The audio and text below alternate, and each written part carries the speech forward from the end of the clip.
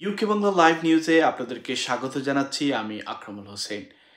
এবার জানিয়ে দিব খুবই গুরুত্বপূর্ণ একটি সংবাদ। যুক্তরাজ্যে কমছে ব্যাংক সুদের হার, বাড়বে বাড়ি ক্রয়, কমবে লোন বা কিস্তি।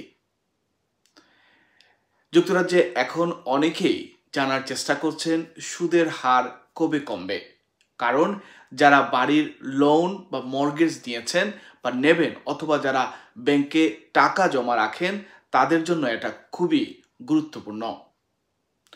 ব্যাংক অফ ইংল্যান্ড এখন সুদের হার রেখেছে 4.5%।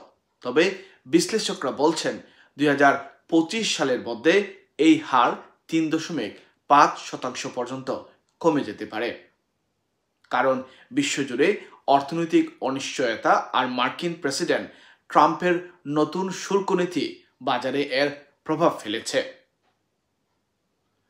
তবে সুদের হার কমলে কি হয়?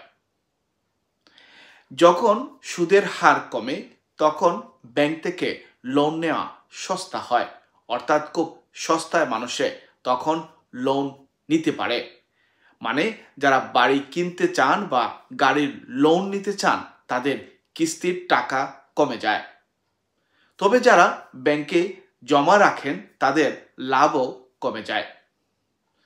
যুক্তরাজ্যের কেন্দ্রীয় ব্যাংক অর্থাৎ ব্যাংক অফ ইংল্যান্ড দেশের অর্থনীতি ঠিক রাখতে সুদের হার বাড়ায় এবং কমায়। যখন বাজারে জিনিসপত্রের দাম বেশি বাড়ে অর্থাৎ মুদ্রাস্ফীতি হয় তখন তারা সুদ বাড়ায়, আর যখন বাজারে ধীর গতি আসে তখন সুদ কমিয়ে দেয় যেন মানুষ খরচ করতে পারে। 2024 সালে সুদ ছিল 5.25%। এরপর ধাপে ধাপে কমে 2025 সালের মার্চে এসেছে 4.5%। ব্যাংক বলছে ভবিষ্যৎ হয়তো আরো 3 থেকে 4 বার কমানো হতে পারে। সুদ কমলে কিভাবে প্রভাব পড়ে সে বিষয়টিও আপনাদেরকে জানিয়ে রাখছি। মনে করেন আপনি বাড়ির লোন অর্থাৎ মর্গেজ নিয়েছেন, অর্থাৎ যারা মর্গেজ নিচ্ছেন বা নেবেন তাদের জন্য সুদ কমলে কিস্তি কমে যায়।